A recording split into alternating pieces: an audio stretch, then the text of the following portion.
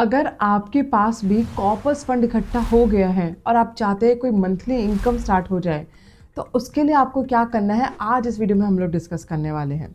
हम लोग ले रहे हैं एस्टिमेट कि आपके पास 1 करोड़ का कॉर्पस फंड है, तो अब मंथली इनकम कैसे जनरेट की जाए आज इस वीडियो के थ्रू हम लोग समझते हैं। So without wasting much more time, let's start this video.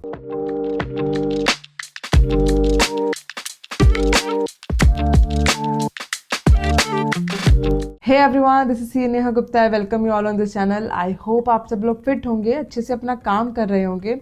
मैं आ गई एक और इंटरेस्टिंग वीडियो के साथ।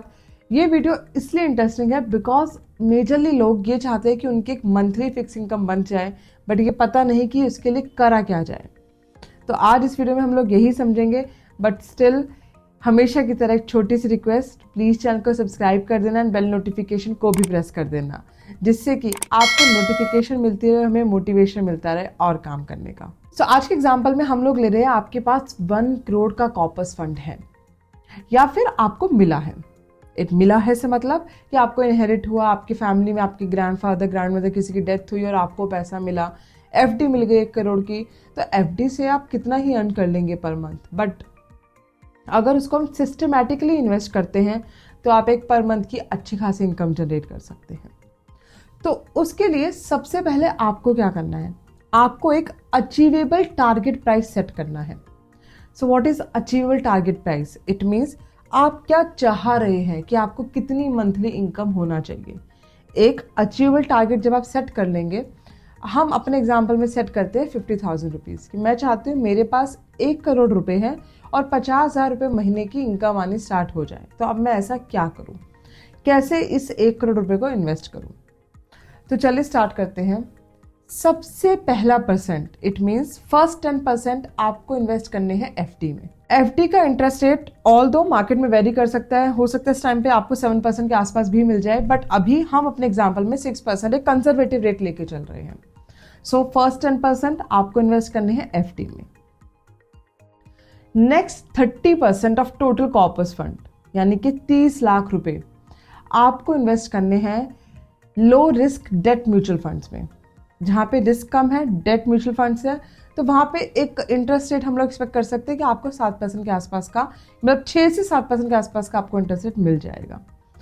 तो फर्स्ट 1 CR का पहला 10 लाख गया एफडी में, दूसरे 30 लाख रुपए गए आपके लो रिस्क डेट म्यूचुअल फंड में। थर्ड कैटेगरी आती है जिसमें आपको 40%, इट मीन्स 40 लाख इन्वेस्ट करने हैं, वो है हाइब्रिड में। Hybrid means equity and debt का कॉम्बिनेशन। यहाँ पे आपका रिस्क थोड़ा सा अच्छा हो सकता है, हाई साइड पे हो सकता है, बट आपका पोटेंशियल इंटरेस्ट रेट भी 8 से 10% का आपको मिल सकता है। तो ये आपको करना है 40 लाख का investment. So 10 lakh for FD, 30 lakh for low risk debt mutual fund and 40 lakh is for hybrid. So अब बैलेंस जो आपके पास 20 लाख बच गया, इसको आपको कहाँ इन्वेस्ट करना है? आपको इन्वेस्ट करना है गवर्नमेंट बॉन्ड्स या सिक्योरिटीज में। ध्यान रखिएगा इस कंपनी का रेटिंग अच्छी हो जब आप इन्वेस्ट करें। तो गवर्नमेंट सिक्योरिटी बॉन्ड में भी हम लोग 7% के आसपास का मिनिमम इंटरेस्ट रेट एक्सपेक्ट कर सकते हैं। तो अगर आप ये सब कुछ करते हैं तो आपकी मंथली इनकम कितनी हो सकती है? रफली 58,000 रुपीज़। अब आपका क्वेश्चन होगा नहीं कैसे हुआ, तो चलिए एग्जाम्पल के साथ समझते हैं। पूरी कैलकुलेशन करके दिखाती हूँ, स्क्रीन पे ध्यान दीजिएगा। सबसे पहला इन्वेस्टमेंट मैंने आपको करवाया था एफडी में, जो कि था 10 लाख का। उस पर मैंने अज्यूम किया था 6%। आप मानिएगा इस बात को कि 6% से ज़्यादा ही एफडी का इंटरेस्ट रेट मिलता है, बट स्टिल अभी के लिए हम ये मानते हैं कि आगे मार्केट खराब हो सकती है, आपको इंटरेस्ट रेट 6% मिलेगा।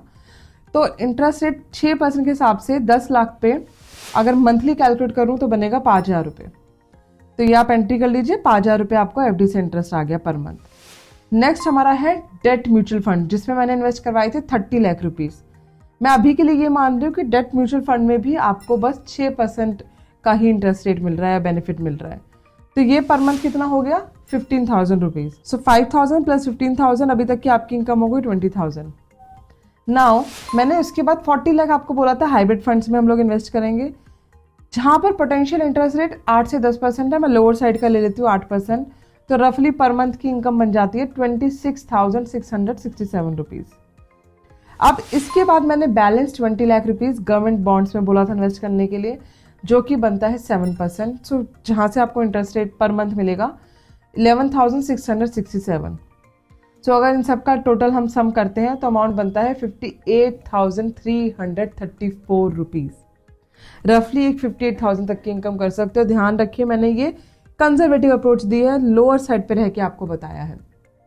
पोटेंशियल इसमें और ज़्यादा है, और ज़्यादा इंटरेस्ट रेट हो सकता है। रिस्की, जितना ज़्यादा रिस्की होगा उतना ज़्यादा इंटरेस्ट रेट के होने के भी, बढ़ने के भी चांसेस हैं। Again it's a personalised investment strategy. ये ज़रूरी नहीं है कि ये सबके लिए आपको कॉपी कर देना है, आप अपना दिमाग लगाइए। दिस इज़ माई पर्सनलाइज्ड, मैंने जो सोचा, जो पढ़ा, जो रिसर्च किया आपको बताया, आप अपने लिए खुद रिसर्च करिए। और हमेशा ये बोला जाता है mutual funds are subject to market risk, तो मैं ये बोलूँगी all investment advices are subject to market risk. So please अपनी रिसर्च खुद करिए। एंड अगर आपको वीडियो अच्छी लगी तो चैनल को सब्सक्राइब करना ना भूलें। एंड अगर आपकी कोई भी क्वेरी है तो या तो मुझे कमेंट सेक्शन में पूछ सकते हैं या फिर मुझे कॉल भी कर सकते हैं। नंबर है 8375831676, या फिर डायरेक्टली मुझे मेरी वेबसाइट पे भी लिख सकते हैं CA-neha-gupta.com। And thank you so much, बहुत अच्छा रिस्पॉन्स हमें मिल रहा है हमारी वेबसाइट की क्वेरी सेक्शन में। बट अगेन बहुत मुश्किल होता है हमें सबका रिप्लाई करना, बट स्टिल हम ट्राई करते हैं, जितनी मैक्सिमम क्वेरीज हम लोग पिक करते हैं उसका हम आंसर जरूर करते हैं। एंड अगर आपको इस स्ट्रैटेजी में कोई अमेंडमेंट फील हो रही है कि आपको लगता है कि आप उससे और बेटर कर सकते हैं, तो do let me know in the comments. I would love to interact with you कि आप क्या बेस्ट इसमें कर सकते हैं। मिलते हैं अपने नेक्स्ट वीडियो में। Till then bye bye.